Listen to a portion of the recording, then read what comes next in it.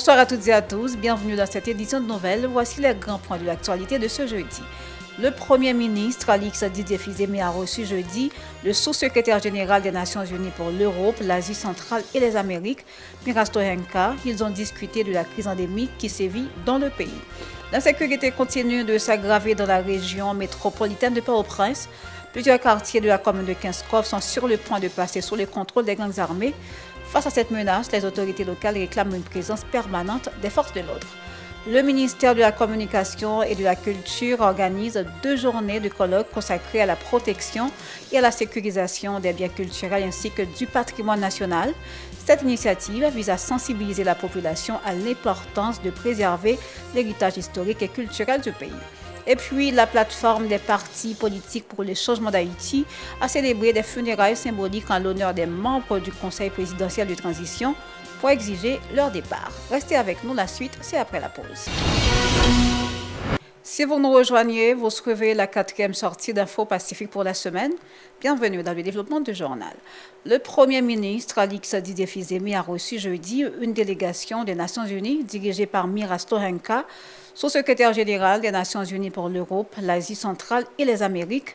Ils ont discuté de la situation globale du pays et des défis actuels.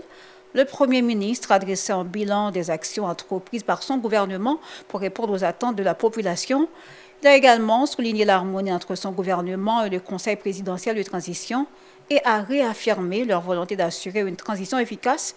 Mirasto Henka, de son côté, a réitéré l'engagement des Nations Unies à apporter un soutien accru en faveur de la stabilité et du développement dans le pays. Le Premier ministre Alix Didier Fils-Aimé a effectué une visite jeudi à la Direction générale de la police nationale. Lors des discussions, le chef de la primature s'est questionné sur l'attaque perpétrée par les bandits contre la commune de Kinskov, alors que le service d'intelligence était au courant de l'attaque. Cette réunion, qui a rassemblé le ministre de la Justice Patrick Pellissier, le secrétaire d'État à la Sécurité publique Mario-André Sol et le directeur général de la police nationale d'Haïti, Ramon Ormil, le Premier ministre a rappelé que le rétablissement de la sécurité constitue la principale priorité du gouvernement. Suivons-le au micro de Charles et Joseph-Philippe François. Par exemple, Kinskov, nous connaissons service intelligence police, service intelligence primature, service intelligence ministère intérieur, ministère de la justice, te dit que tu as un bon problème. Qui j'en fait ça arriver? Et m'a profité pour saluer tout le monde qui est victime dans la zone Kinskov, le monde qui mourit. Hier matin, nous avons envoyé le ministre de la Santé publique à faire des médicaments, à secourir les gens qui sont blessés, les gens qui sont à l'hôpital. Matin, nous avons fait instruction par le ministre intérieur pour envoyer aide pour les gens qui sont déplacés dans la zone. Pendant que nous avons l'engagement, nous avons essayé de comprendre tout. Qui j'en nous fait connaître et nous quitter ça arriver pour que dans le futur, ça va arriver encore. Engagement du gouvernement clair. Sécurité, sécurité pour tout Haïtien indistinctement. Nous venons pour décoller avec la police là. Nous venons vous assurer que quel que soit ça le besoin, j'en fais déjà, nous continuons par le support. Quels que soient les outils que nous disons que nous avons besoin, nous assurons que nous gagnons. Le gouvernement que m'a dirigé aujourd'hui, et c'est SPN ça, qui est présent avec aujourd'hui, a dit toute population.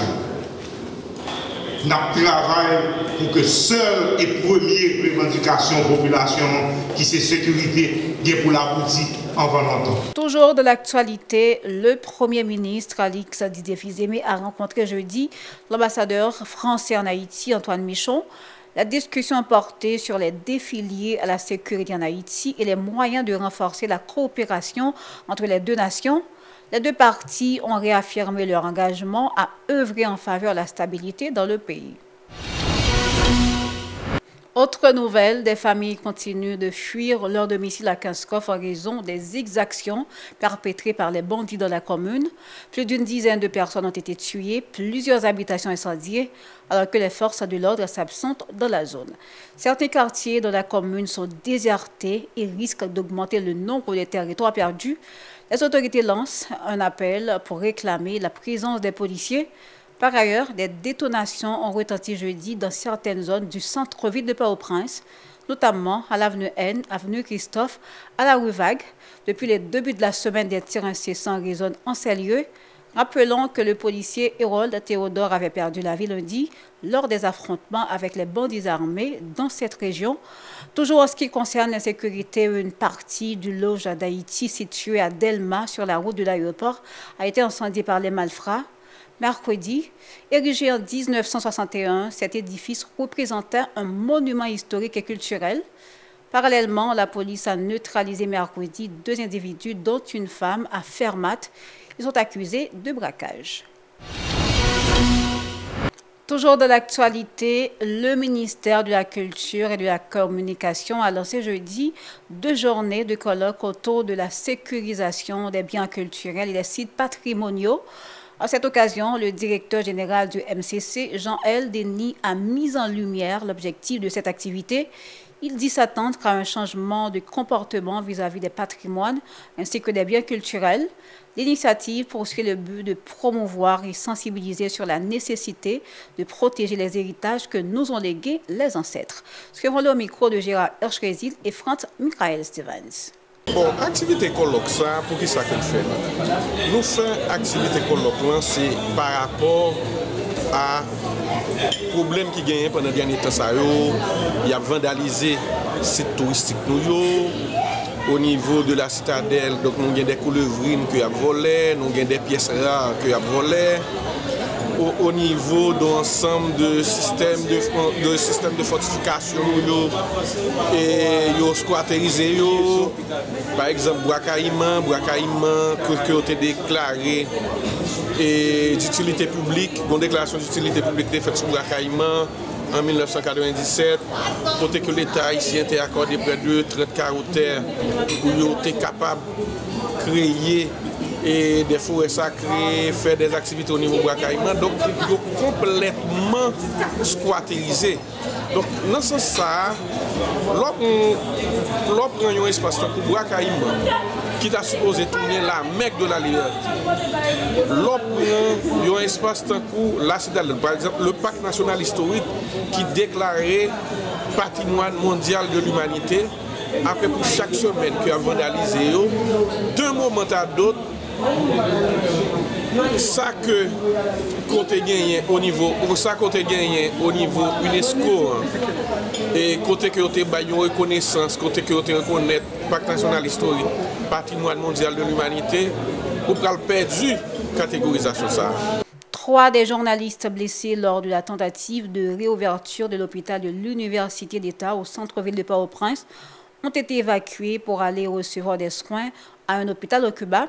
Il s'agit de Jocelyn Justin, d'Héronville Florise et Vélondi Miracle, a rappelé que lors de ce drame survenu le 24 décembre dernier, un policier et 2 journalistes ont été tués par des bandits, tandis que 7 journalistes ont été blessés.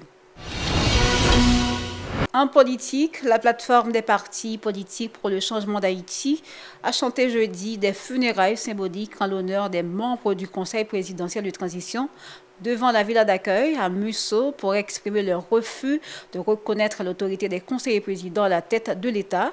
Les manifestants ont exigé leur départ. Le sit-in a rapidement évolué en marche de protestation.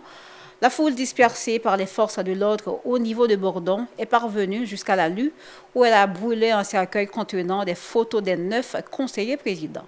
Écoutons leur déclaration au micro de Yasmine Sanon et Marie-Carmel Auguste. Nous venons vraiment bouler avec ça va dire ça. Enterrer CBTA, nous enterrer CBTA, nous enterrer Unibank, nous enterrer Calbaon, nous enterrer Edouard Bossan. Puisque, je dis à la pas que CBT encore, nous-mêmes comme peuple, nous coulons, nous annulons, nous vraiment rejetons, nous disons directement dans la cassation. Yon militant Premier ministre, yon militant Premier ministre, yon dirigeant qui a sorti dans la classe politique là, Premier ministre qui vous connaît. Bon, généralement, nous connaissons chaque gouvernement corrompu ça yo. Pouvoir corrompu ça yo, il y a toujours des policiers sous des policiers corrompus qui toujours travaillent pour eux. Donc c'est un sit-in qui était annoncé devant Primati Bon, il est vrai, pour dire la vérité, si nous avons réussi, donc tout ça nous dit, c'est descendre nous descendre pour que nous allons enterrer 9 criminels dans le cimetière Port-au-Prince. On y a assassiné pareil, ils jugé, il n'est pas nécessaire, il n'est pas bon pour que nous allons enterrer les criminels. Donc, c'est raison ça nous avons écrasé la manifestation par gaz. Pour l'essentiel, comme en tant que journaliste, on était déjà devant pour nous dire qui quantité de monde, qui quantité d'organisations qui étaient présentes. Donc, nous réussissons. La structure sociopolitique No Pap Domi a procédé ce jeudi au lancement du projet citoyen Pas Domi. Cette initiative vise à sensibiliser les adolescents âgés entre 15 et 18 ans aux conséquences de la corruption et l'impunité. Selon Vélina Élisée Charlie, présidente de cette structure, environ 1000 écoliers seront touchés par ce programme. Suivons-la au micro de Franz Michael Stevens.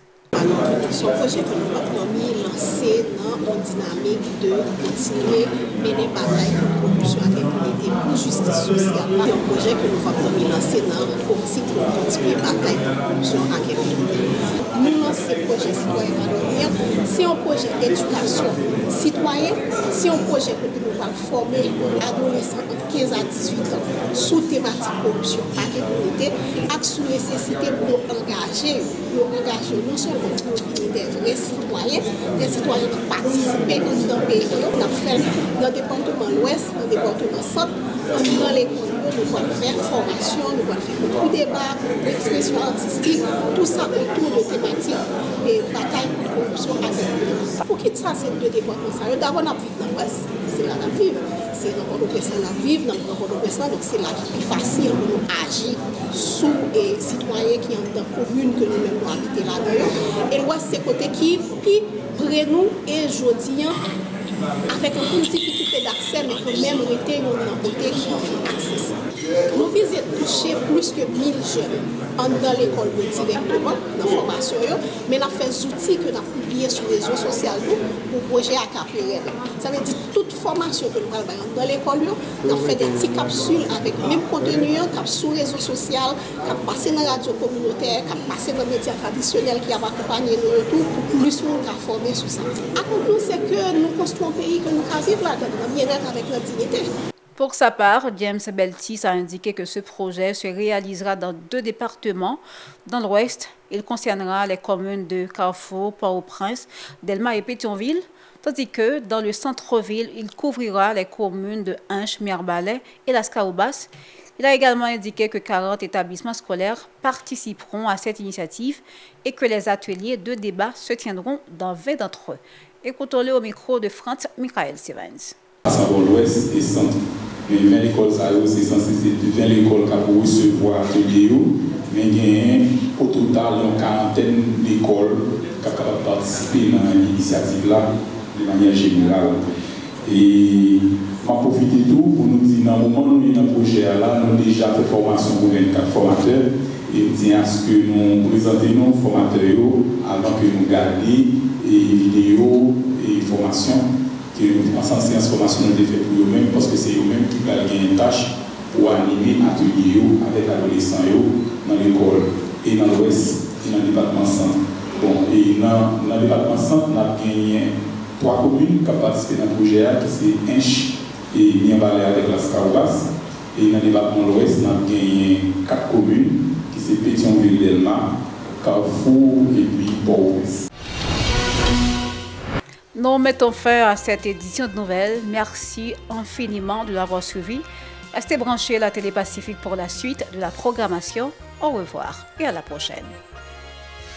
Si vous jugez que cette vidéo est intéressante, n'hésitez pas à liker et partager la vidéo. Et surtout, n'oubliez pas de vous abonner à cette chaîne et activer la cloche de notification pour ne pas louper aucune de nos vidéos.